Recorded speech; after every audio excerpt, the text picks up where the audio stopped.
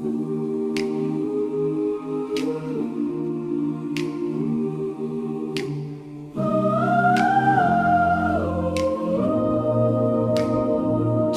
kalibutan nga puno sa bahandi, bulawan nagdanag apan mawalara. Apan ng tubig nga gikan sa Ginoo, naghatag kinabuhi nga walay katapusan.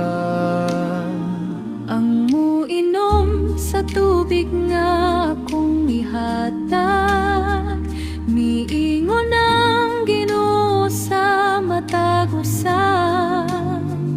Dili na gyud siya uhawon pa,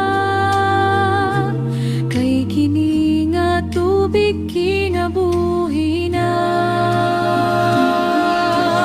Tubig sa kinabuhi, grasya sa Ginoo, mas bililhon pa kaysa bulawan sa kalibutan.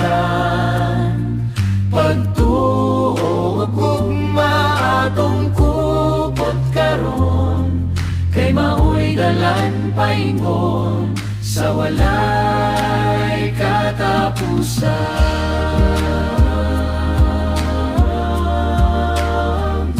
Muanhi kamo nga giuhaw, bisan walay kwarta dawatala.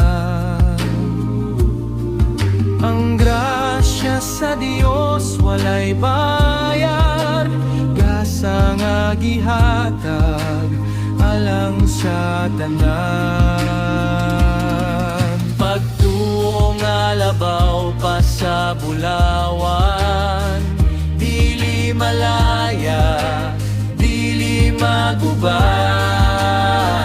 Sa kasing-kasing kini magpabilin, hangtod sa kahangturan magpuyo. Tubig sa kinabuhi among awiton, gugma sa Dios among ipadayan.